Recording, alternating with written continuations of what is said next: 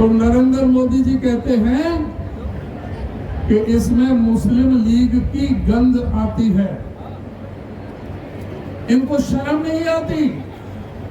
मुस्लिम league के साथ ये राज चलाने वाले ये लोग, ये वही लोग हैं, आरएसएस और जनसंघ का अध्यक्ष, जिसने बंगाल के अंदर मुस्लिम लीग के अध्यक्ष 1942 में फजलुल हक के जो मुख्यमंत्री थे और उस सरकार में फाइनेंस मिनिस्टर श्यामा प्रसाद मुखर्जी थे।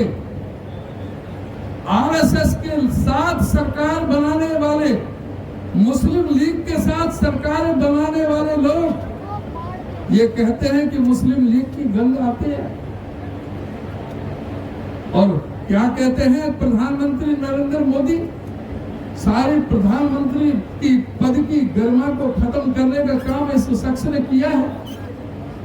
ये कहते हैं कि कांग्रेस सत्ता में आ गई तो तुम्हारे घरों में रखे हुए बाजरे का भी एक्सरे करेगी और उसमें जो मंगलसूत्र रखा होगा तो उसके छीन करके मुसलमानों को बांट देगी। ये नरेंद्र मोदी जी कहते हैं कि जिसके पास 2 भैंस होंगी, एक भैंस कांग्रेस छीन के मुसलमानों को दे देगी और एक कांग्रेस एक को दे देगी।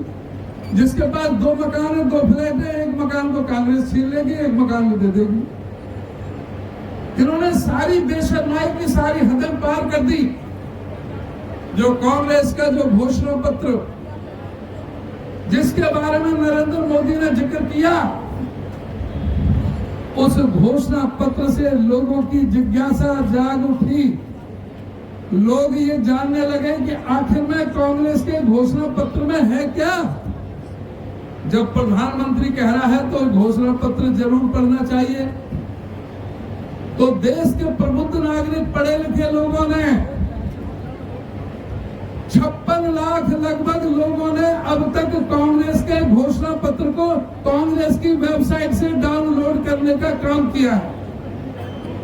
और 56 लाख लोगों ने जब वेबसाइट पर डाउनलोड करके जब कांग्रेस का घोषणा पत्र देखा, जिसने कांग्रेस का घोषणा पत्र पढ़ लिया वो एक भी शख्स बीजेपी को वोट नहीं दे सकता। कांग्रेस के घोषणा पत्र में सपना है राष्ट्रपिता महात्मा गांधी का। कांग्रेस के घोषणा पत्र में सोच है पंडित जवाहरलाल नेहरू की। कांग्रेस के घोषणा पत्र में जो इस देश के दलित, पीड़ित, शोषित, उपेक्षित, SC, ST, BC, गरीब आदमी, अल्पसंख्यक समाज, सभी गरीब लोगों का, सभी जाति, धर्म, वर्ग और संप्रदाय के लोगों को एक साथ इकट्ठा करके एक सूत्र में पिरो करके काम करने का जो बाबा साहब डॉक्टर भीमराव अंबेडकर ने जो ये भारत का संविधान में जो व्यवस्था की, इस कांग्रेस के घोषणा पत्र में बाबा साहब डॉक्टर भीमराव अंबेडकर का विचार सारे में समाहित है।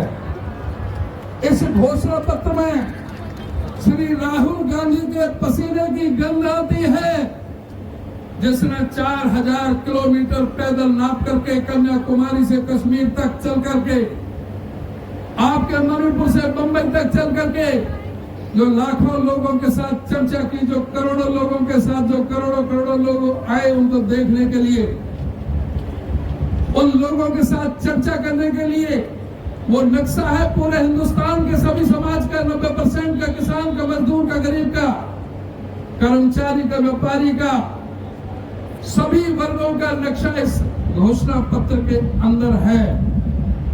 इस घोषणा पत्र में क्या कहा गया है? इसमें कहा गया है कि हम 5 न्याय देंगे, 25 गारंटियां, युवा न्याय, नारी न्याय, किसान न्याय, श्रमिक न्याय और भागीदारी का न्याय। युवा न्याय क्या है?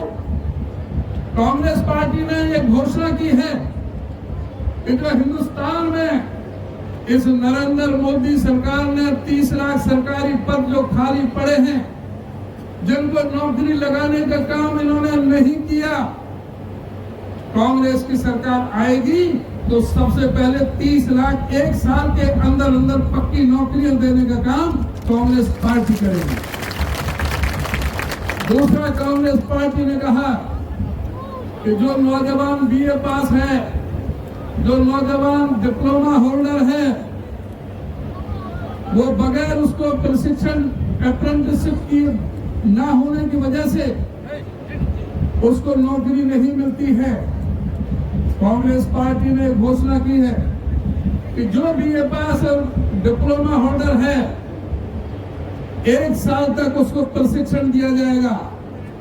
सरकारी प्रतिष्ठानों में, पब्लिक सेक्टर में, प्राइवेट सेक्टर में, अच्छी संस्थाओं में, और उस प्रशिक्षण के दौरान हर नौजवान को 8,500 रुपए महीने के हिसाब से 1 लाख रुपया प्रति साल के हिसाब से नौजवानों को देने का काम कांग्रेस पार्टी करेगी।